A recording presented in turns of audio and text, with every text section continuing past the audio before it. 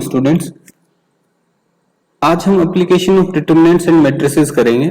इससे पहले की जो एक्सरसाइज और टॉपिक्स हैं वो मैं सॉल्व कर चुका हूं, डिस्कस कर चुका हूं। डिस्क्रिप्शन में आपको लिंक मिल जाएगा, देख लीजिएगा। Okay, application of determinants and matrices. ये जो डिटरमिनेंट्स और मैट्रिसेस हमने पढ़ी, इनको हम कहाँ अप्लाई करेंगे, क्या यूज करेंगे, किस चीज का सॉल्यूशन फाइंड आउट करेंगे। देखिए, आपने 9th और 10th क्लास में 11th में भी इवन पढ़ी हैं system of linear equations. System of linear equations in 2 variables and system of linear equations in 3 variables. मैं लिख के बताता हूं, आपको समझ आएगा। देखिए, ये equations ax plus by equals to c या फिर ax plus by plus cz equals to d, ये सिस्टम ऑफ लीनियर इक्वेशन है। ऊपर वाली सिस्टम ऑफ लीनियर इक्वेशन है इन 2 वेरिएबल्स। 2 वेरिएबल्स कौन कौन से, x और y। a, b और c ये कांस्टेंट्स हैं और x, y आपके वेरिएबल्स हैं। दूसरी सिस्टम ऑफ लीनियर इक्वेशन जो है वो है system of linear equations in 3 variables. इसमें वेरिएबल्स हैं आपके x, y and z। A, B, C और D जो हैं वो कांस्टेंट्स हैं, X, Y, Z आपके वेरिएबल्स हैं।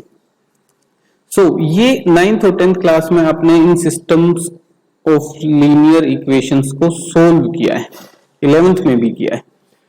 चलिए, सॉल्यूशन जो है वो इनका इस तरीके से मिलता है कि किसी सिस्टम ऑफ लीनियर इक्वेशन का सॉल्यूशन यूनिक होता है, किसी के सॉल्यूशंस मोर देन 1 होते हैं, इनफाइनाइटली मेनी सॉल्यूशंस भी मिलते हैं किसी के, और किसी का कोई सॉल्यूशन नहीं मिलता है।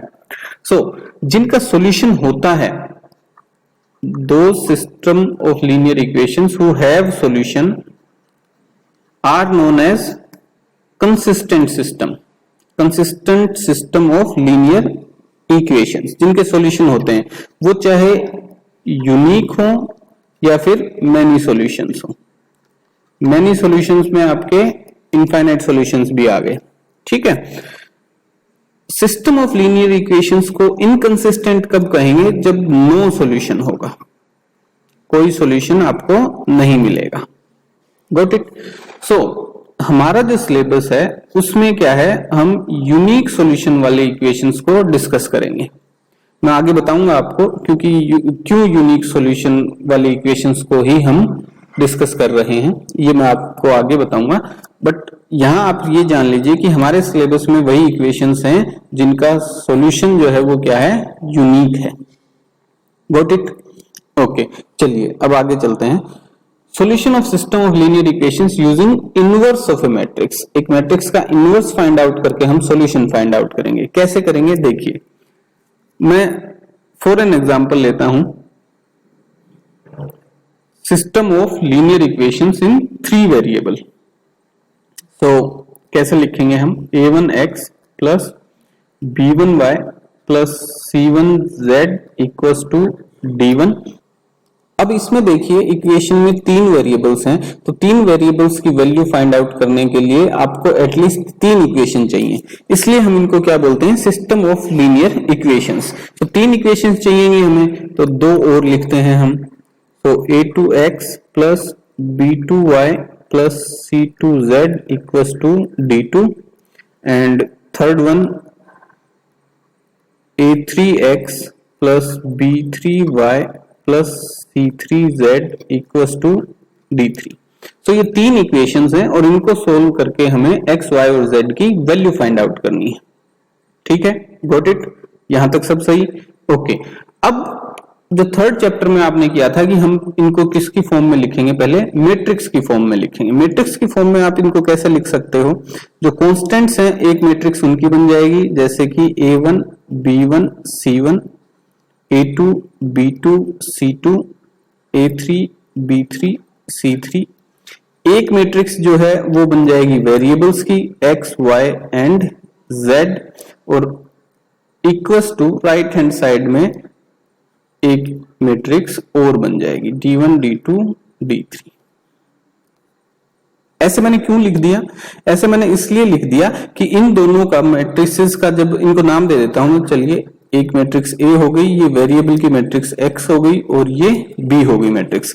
तो ए और एक्स का जब मल्टीप्लीकेशन करेंगे ना आप, तो आपके पास ये वैल्यूज आ जाएंगी, चाहे मैट्रिक्स की फॉर्म में ही आए, ये मैट्रिक्स की फॉर्म में आ जाएंगे आपके पास वैल्यूज, ठीक है। और इक्वेट करेंगे आप बी से उसको, सो बी भी क्या है, एक 3/1 ऑर्डर की मैट्रिक्स है, और ये भी आपको जब इनका मल्टीप्लिकेशन करने पे आपको क्या मिलेगी, देखिए ये 3/3 ऑर्डर की मैट्रिक्स है और ये 3/1 ऑर्डर की मैट्रिक्स है। सो इनका मल्टीप्लिकेशन ए और एक्स का मल्टीप्लिकेशन करने पर भी आपको जो मैट्रिक्स मिलेगी उसका ऑर्डर भी क्या होगा, 3/1। तो दोनों मैट्रिसेस को आप कंपेयर करके वापस इसी सिचुएशन में पहुंच जाएंगे, ठीक है। तो मैंने कुछ गलत नहीं लिखा। चलिए अब क्या है कि सिस्टम ऑफ लीनियर इक्वेशन को हम चेंज कर लाए, किसमें, मैट्रिक्स की फॉर्म में, जहां एक मैट्रिक्स ए है, एक मैट्रिक्स एक्स है, उनका मल्टीप्लिकेशन करके आप मैट्रिक्स बी फाइंड आउट कर रहे हैं, ठीक है। चलिए अब दो केस अराइज होते हैं। केस वन वो है जब डिटर्मिनेंट ऑफ ए आपका नॉट इक्वल टू 0 है, यानी मैट्रिक्स ए जो है वो आपकी नॉन सिंगुलर है। नॉन सिंगुलर है तो हम इसका इनवर्स फाइंड आउट कर सकते हैं, यानी कि ए इनवर्स विल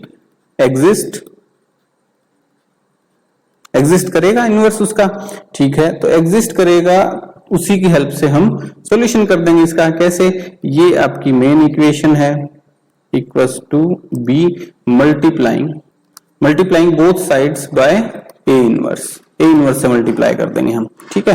सो देखिए A inverse into X will be equals to A inverse into B. ये ऑर्डर चेंज नहीं करना है, देखिए यहां भी पहले ए से मल्टीप्लाई किया है तो यहां भी पहले ही ए से मल्टीप्लाई करूंगा मैं, ए इनवर्स से, सॉरी, ठीक है। ये जो है ए इनवर्स इंटू ए, ये आपको आइडेंटिटी मैट्रिक्स प्रोवाइड कर देगी, into matrix X equals to A inverse B.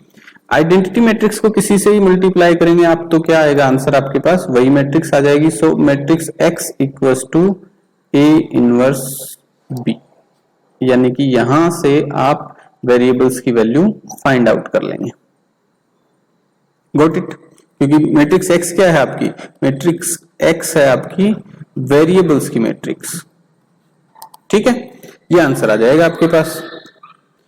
अब केस 2 पे आते हैं। देखिए केस 2 क्या है कि आपकी मैट्रिक्स ए जो है उसका डिटर्मिनेंट इक्वल्स टू 0 है, यानी आपकी मैट्रिक्स ए जो है वो सिंगुलर मैट्रिक्स है, ठीक है। सो ए इनवर्स जो है वो एग्जिस्ट नहीं करेगा, है ना, ऐसा ही होगा, ए इनवर्स उसका एग्जिस्ट नहीं करेगा। तो हम क्या करेंगे, देखिए इस केस में हम पहले फाइंड आउट करेंगे adjoint of A find out करेंगे और फिर मल्टीप्लाई करेंगे उसको मैट्रिक्स बी के साथ। अगर ये नॉट इक्वल्स टू 0 मैट्रिक्स है, इनके मल्टीप्लिकेशन से आपके पास एक मैट्रिक्स आएगी और वो नॉट इक्वल्स टू 0 मैट्रिक्स है, तो आपका सिस्टम ऑफ लीनियर इक्वेशन जो है उसका कोई सॉल्यूशन नहीं होगा और वो इनकंसिस्टेंट होगा। तो सिस्टम ऑफ लीनियर इक्वेशन है वो आपका इनकंसिस्टेंट सिस्टम होगा, ठीक है। क्योंकि इस केस में जो है, इस केस में आपके पास कोई सॉल्यूशन नहीं आएगा, नो सॉल्यूशन जब वो 0 के इक्वल नहीं है तब, ठीक है। अब वो 0 के इक्वल भी हो सकता है, 0 मैट्रिक्स है ये ध्यान रखिएगा, ये 0 नंबर नहीं है, 0 मैट्रिक्स है। दूसरा केस इसमें क्या होता है कि एडजॉइंट ऑफ ए को मल्टीप्लाई किया आपने बी के साथ और वो इक्वल्स टू 0 मैट्रिक्स आ गया।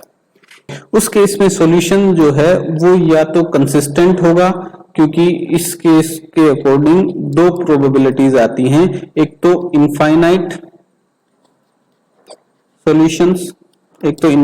सॉल्यूशंस और एक नो सॉल्यूशन, दोनों पॉसिबिलिटीज हो सकती हैं इस केस में, ठीक है। सो इनफाइनाइट सॉल्यूशन हो गया तो सिस्टम आपका कंसिस्टेंट हो गया, ठीक है, और नो सॉल्यूशन रहा तो सिस्टम इनकंसिस्टेंट हो गया।